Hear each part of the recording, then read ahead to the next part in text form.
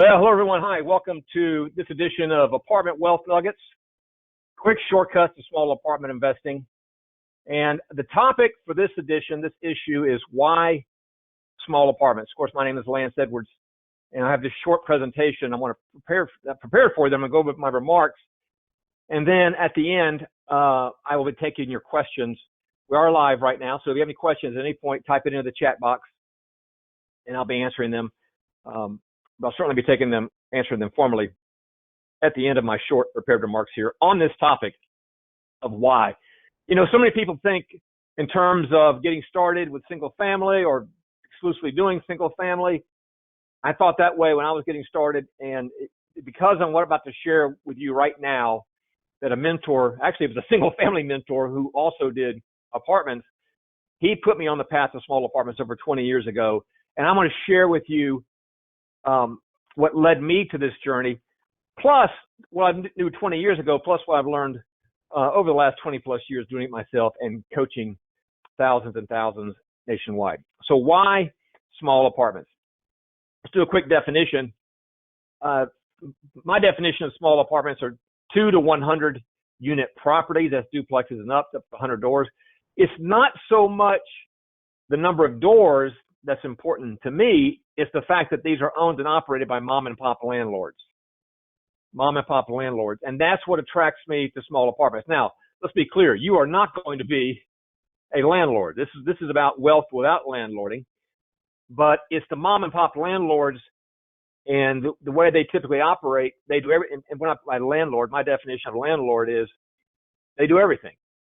They collect the rents. They do the leasing. They do the evictions. They paint the unit. They do the rehab. They get the 2 a.m. calls. They do the bookkeeping, the accounting. And I imagine a number of you on here, I'm sure, are landlords, single family or small apartment landlords. It is not a glorious lifestyle. As a matter of fact, it's not the highest and best use of your time. I certainly don't do landlording.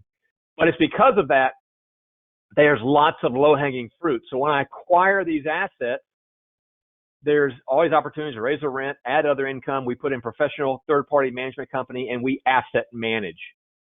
So this distinction I'm making here is there's a landlord who does everything, and there's the asset manager. I'm an asset manager over my multifamily assets. I make decisions, and I direct a third-party management company. And I'll be showing you the different results I get from that. Let me quickly, as an aside, as an analogy of what I'm talking about, this landlording versus asset management. I'm going to use a music analogy. If you were going to create music, one way you could create music, you could be a one-man band or a one-woman band. You could be like my little buddy right here. Let's see if we can get him to talk to us. All right. But you know the one-man bands, they have the cymbals between their knees and the big bass drum on their back, and they playing a trombone, or they got a harmonica in their mouth, and they're on the sidewalk making music for loose change. But they're wearing themselves out. That's the analogy from the music, being in the music business. You can be a one-man band. That's the landlord model. Or you can be, you see this? The conductor. That's the asset manager. The conductor directs a symphony of experts, and they work off the same sheet music that the conductor has, and that sheet music is the systems that I provide you. All right? And they do it to a cheering crowd. And so that's the distinction we're talking about. So the landlords, small apartments, what I'm most interested in small apartments is the fact that they are almost exclusively owned by mom and pop landlords, unless as a professional operator, asset manager like me. And that means lots of low-hanging fruit. That's why I can go into these assets and in 90 days, turn them around and have an improving performance, and continually doing that over and over and over, enhancing the resident experience and collecting other fees, higher rents, because I'm trading value for value. So that is the attraction into small apartments. That's why I stay in small apartments today, because of what I can do so quickly with these assets. And then I get wealth as a byproduct, as a natural byproduct. Now, I say 2 to 100 units. Most of my clients, if they're new, start in the 2 to 30 unit range. You can start wherever, because the process of doing 5 doors is the same as 50 is doing 500 doors. That's my definition of small apartments. And that's also, as a bonus, my definition of landlording versus asset management. You want to be doing the asset management, making decisions. So there's really, I really should elaborate on that. Within this category of wealth without landlording, there's three roles that you can play, and you do a combination. I have clients who do combination. One, you can be an owner. You can own the asset, but you're going to be an asset manager. Here's my, can you see him on the screen? That's a conductor. My shiny bald head isn't reflecting off of it too bad. But the conductor, you're going to be an asset manager as the owner. You're going to manage the managers. I'm going to give you systems of how to do that. I'm going to use systems. There's actually I have a 50 ways list of how to improve or how to enhance the resident experience. Well, they'll gladly give you more money. But that's one role as an owner. You're as an owner, doing it as an asset manager, not as a landlord. The second role you can play, whereas the one is active. You're actively making decisions. The second role is an investor. Now, this is a passive participation. You make no decisions. Whoever the owner is, make the decisions, but you invest in other people's small apartment assets. So, for example, you can invest in my projects, and I'll show you how you can do that in a moment if you want to get some information. But you invest in my projects, and I'm the asset manager. I generate returns, and I send you a monthly check. So that's one way. That's, again, you're creating wealth in that process, and clearly there's no landlording when you're an investor because you're totally passive. Now, the third way you can do it is you can partner. So there's a couple of ways you can do this. For example, maybe if you own a small apartment right now, and you want to keep generating wealth from it, and you want to keep generating cash flow, and you want to improve it, but you don't want to be involved with it anymore, then you can partner with me, someone like me. I'll do it. We'll come in. We will partner on your property. I will run it. I'll even put up the money for the improvements, and we'll split it 60-40 is what I do, and you get 60. And and by the way, I don't get paid. You get paid first. I don't get paid until there's an improvement. And I can show you how how you making 60% of what I'm going to do for the property is worth more than the 100% you're doing right now as a landlord. That's easy to show. I'll show you that if you're interested in that. So that's if you already own an asset. Or maybe you want to go be an owner. You're going to go buy an apartment building and then bring me in. So even if you don't own an apartment building right now, you can go out and find one and buy it. And if you acquire it and you're the owner, you can then bring it to me and we'll partner, still do the same 60-40 split. That's for people like maybe, doctors, dentists, anybody who has assets or wants to convert their idle cash into passive income and equity. Partnership is a way you can do it and create wealth without landlording, because you're getting 60% of the wealth creation, you're getting 60% of the cash flow, you're getting 60% of the depreciation. All right, that's the three roles. So, and by the way, I'm going to go in detail all three of those roles. Now, there's three profit centers in small apartments. Three profit centers. One is the quick cash method. This is wholesaling. And if those of you that are familiar with wholesaling houses, it's a very similar process. This is where you put a property under contract and you sell your contract. This generates quick cash. You never take title. And I'll talk about that in just a moment. Well, I'll tell you, I've wholesaled everything up to 294 doors. 294 doors. So it's a contract. You're wholesaling a piece of paper to somebody else for 5- and 6-figure checks. The second profit center is passive income. This is where we buy and hold these. This is where you're the owner, you're the asset manager. This is what apartments are certainly known for. And all of these are active, active profit centers. And the third way is the equity in your net worth. This is also known as forced appreciation. It's what I call potentializing, because we get the full true potential out of these assets. I buy a small apartment building and I enhance the resident experience. And in the process, I raise the rents, I raise the occupancy, I charge other income. That creates even more passive income, and it creates huge, huge, huge paydays on the equity standpoint. So if you're going to be active in the business, those are your three profit centers. Now, I'm going to go back to the three roles. Remember, you can be an owner, you can be an investor, or you can be a partner. So what are the benefits if you're an owner? Well, you get wealth without landlording. as long as you're the asset manager, not the landlord. You might want to put a double star next to that. This is the secret to it right here. This is the secret to it. And if you're a landlord right now, I can show you how to get out of doing that in 90 days. All right. That's a simple process once you decide to do it. It's a mindset shift. So you're going to be an asset manager, not a landlord. You're going to hire good management companies. I'm even going to provide them to you. These are third-party professional management companies. And if you stick with small apartments and you acquire these, there's lots of low-hanging fruit. The rent hasn't been raised in maybe 3 years, typically is the time frame.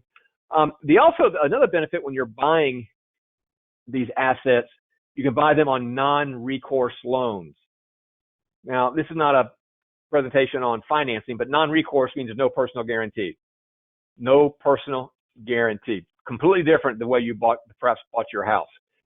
Also, when continuing as benefits as an owner, private investors are the norm. So I use private investors on my transactions. They put up the cash for the down payment. They put up the cash for the rehab that we're going to do, and they are basically my collaboration with me. Part of the partnership is the private investors, and I'll talk about that in a moment. Seller financing is very common in small apartments. I'm actually in the middle of a transaction right now. Matter of fact, I just sent a contract out an hour ago on a project that I'm buying with seller financing. And seller financing right now, we're in an environment at the time I'm speaking that interest rates have gone up. There's no better time than for seller financing interest rates go up, because that's the way transactions are getting done. So if you're active out there right now, I want to encourage you, you should be proposing seller financing at least as an option in every offer you're making right now. Also, back to the benefits when owning, you have multiple tenants paying you. If one of them moves out, you still got the others paying you. You make offers sight unseen. I'm broadcasting to you today from my office here in Houston, Texas, and I have projects in Oklahoma, Ohio, and West Virginia. And I made offers on them all, sight unseen. Sight unseen. You don't even see the property to make an offer. You just need to see the math. And again, like I said, you do this nationwide and part-time. Now, I spend 1 hour per week making decisions as an asset manager on my apartments, all of them. When you're getting started, you might spend 1 to 2 hours per day, max. I used to work 1 block away from here as an engineer in corporate America, and I was working on the side, generating real estate income while I was busy working 60 hours per week as an engineer, and I was doing it part-time, no more than 1 to 2 hours per day. Spare time, evenings, weekends, etc. So you can do it strictly part-time. There's huge tax breaks as an owner. I mean, we're talking 6-figure tax breaks. There's something called bonus depreciation. You want to be asking your CPA about that. Basically, let me tell you, I bought a $3.15 million asset, and my tax deduction in the first year was $530,000. On that one asset, $530,000. So you buy enough assets, you wipe out your tax bill for a few years. You don't need any experience to get started. I had none when I got started. Simple to learn business. There's nothing hard about this business. It's simple to learn. It's the application where people sometimes need some help. If you're already in single family, you can add small apartments to it, combine it with houses. If you're a single family landlord, I want to encourage you to go buy some small apartments. Then you do a comparison. See for yourself what I'm talking about. Or if you're wholesaling houses, just start wholesaling small apartments. You can easily scale up. You're going to start small. You're going to scale up. I teach a leapfrog strategy, 4 moves to 100 doors. That's worth $2 million to you, no less than $2 million to you over 5 years. Those 100 doors. And there's a little competition out here with small apartments, certainly in comparison to the single family space. All right, so you have all these benefits when you're out acquiring and asset managing these assets. Now, as a wholesaler, which is another profit center, and by the way, I started with owning because the most money is made as an owner. Let's be clear about that. The most money is made as an asset manager. But you can also, in parallel, be a wholesaler.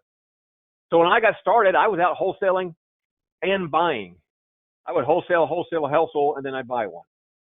And again, wholesaling in small apartments is very similar to single family. It's bigger checks, less competition, and like I say, you can scale a duplex the same way you scale 294 units which is what I've done. It's just different buyers you're marketing to. It's the same process. You can scale. So instead of having to scale 10 houses,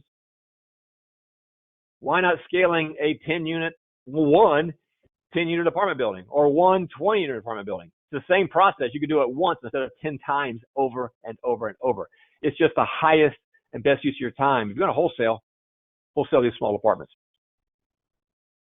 Now, as an investor, let me check my notes here to make sure I have some things I wanted to share with you. As an investor, you can passively invest. So here's the benefits. Now, these assets, let's say I'm the owner of the asset. I own the small apartment building. The cash that goes into it, and the cash is used for the down payment, the cash is used for the rehab, those assets produce a minimum of 30 to 40% per year return on the cash invested. 30 to 40% minimum per year ROI. So if you buy a small apartment building and you put up your cash, that's the return that comes to you. That's why I'm saying you make the most as an owner. So if you're doing that with private investors, or if you want to be a private investor, what you can expect to earn investing in small apartments is 12 to 15% per year ROI passively. You put your self-directed IRA money in, for example, or your idle cash in, and you get a monthly check of 12 to 15% per year passively. So here's a question. If you're an investor, you may be thinking, how can someone pay me 12 to 15%? I don't get that anywhere else. Because these assets produce a minimum of 30 to 40% ROI. So your 12 to 15% is being paid out of the 30 to 40%. So basically, there's a share of the cash flow that you're getting. There's a share of the equity creation that you're getting. And when I say equity creation, there's two ways that small apartments have equity created in it. One is called forced appreciation, or I call it potentializing. Every time I raise the rent $100 on my apartment complex, it raises the value $15,000 per door. Per door. Okay? So that's one big part of the return is I'm enhancing the resident experience so I can charge extra fees. That boosts the value. The other way we generate equity, as an owner, every month we're paying down the mortgage. My renters are paying down my mortgage for me. That's paying down the principal. That's building up equity for me over 5 years. So when I go to sell or refinance an asset, I harvest that equity as cash, and then that's another way I pay back my investors. I share that windfall cash, a portion of it, with my investors. So overall, if the property is producing 30 to 40% ROI on cash through a combination of cash flow, equity creation from potentializing, equity creation by paying down the mortgage, out of that 30, 40%, a portion of it, which equates to 12 to 15% per year ROI, goes to you as an investor. And actually, I pay 12 to 18%. Okay. But so many people right now have self-directed IRAs that are earning zero. Here's a fact. I heard this at a conference recently. 97% of all self-directed IRAs are earning less than 1%. Less than 1%. So 12 to 15% would be better. A lot better. A lot better. So these are the benefits when you invest in these assets. And again, it's a physical real estate asset. Put your hands on it. It has cash flow, has appreciation, all these great things you're looking for in an investment. Now, the third role was partnering.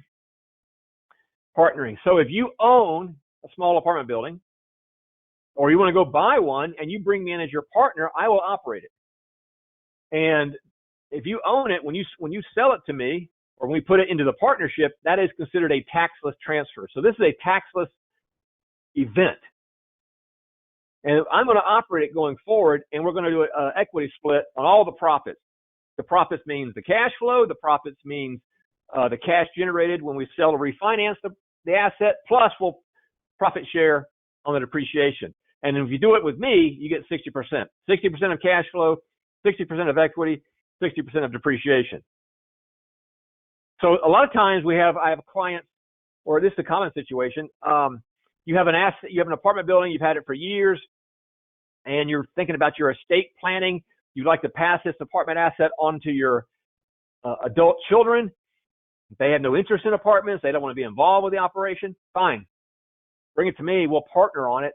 And that's a taxless transfer to you. And we'll do the 60-40 partnership where you get 60. And if you were to pass, that would go on to your heirs. So they're getting wealth without landlording, without doing anything. You're just passing it on to them. And when it passes on to them, it's a step up bump with regards to tax treatment there as well.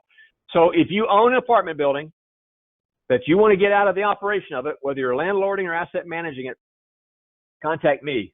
Let's have a conversation. I will show you what I can do. And remember, you get paid first. I don't get paid until there's an improvement.